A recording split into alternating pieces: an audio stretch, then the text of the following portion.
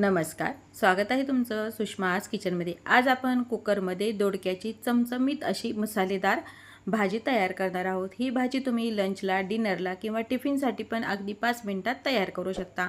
Recipe शेवटपर्यंत बघा। रेसिपीला लाईक करा, चॅनलला सबस्क्राईब करा, तसेच बेल नोटिफिकेशन पण ऑलवर प्रेस करा। आता आपण रेसिपीला सुरुवात करूया।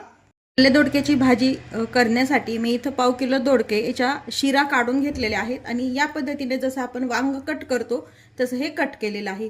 दोडके आधी धुवून घ्यायचे, मग शिरा काढायचा आणि या पद्धतीने आपण हे कट करून घ्यायचे। आता यासाठी लागणारे मसाले पाहूया। 1 वाटी भाजून घेतलेला शेंगदाण्याचा कूट आहे, अर्धी वाटी डेसिकेटेड कोकोनट किंवा मग खोबऱ्याचा तुमचा घरचा खीस पण वापरू शकता। धना जिरा पावडर आहे, इथे आहे जो कांदा लसूण मसाला, लाल तिखट, हळद, मीठ, अद्रक लसूण पेस्ट आणि कोथिंबीर। आता हे सर्व मसाले आपण छान एकत्र मिक्स करूया। तिखटाचं प्रमाण, मिठाचं प्रमाण तुम्ही तुमच्या आवडीने कमी जास्त पण करू शकता। यामध्ये अद्रक आणि लसणाची पेस्ट पण टाकून घ्यायची।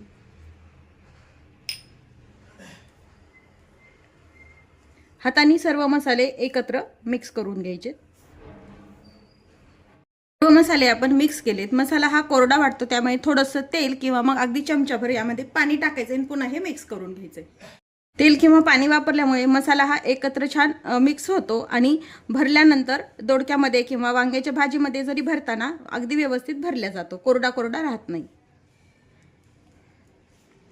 मसाला आपण मिक्स करून घेतलाय। आता दोडक्यामध्ये हलक्या हाताने हे भरून घ्यायचे, नाहीतर दोडकं हे कडक असल्यामुळे तुटल्या जातं, शक्यतो वांग्यासारखं असं राहत नाही, म्हणून थोडा थोडा मसाला या फटीमध्ये आपण असा भरून घ्यायचा आहे।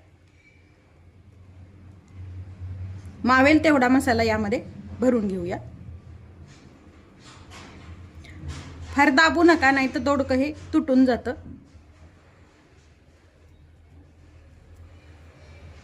खालच्या हाताने असं धरून घ्यायचं आणि वरतून असं दाबायचं। या पद्धतीने बाकीचे दोडके पण आपण भरून घेऊया। या पद्धतीने सर्व दोडके आपण भरून घेतलेले आहेत आणि शिल्लक राहिलेला मसाला पुन्हा आपण भाजीसाठी वापरणार आहोत।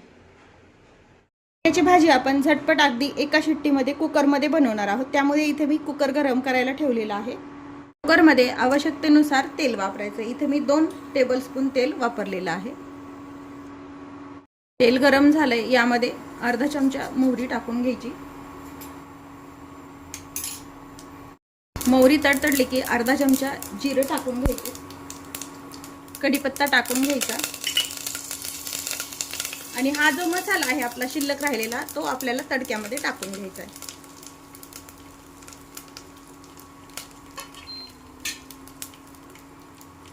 आणि मसाला करपू नये म्हणून अगदी चमचाभर गरम पाणी टाकून घ्यायचं।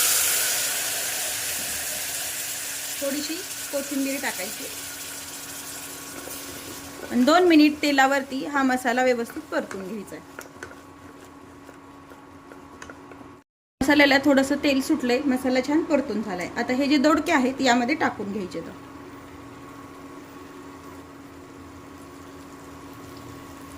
सर्व दोडके यामध्ये टाकून घेऊया।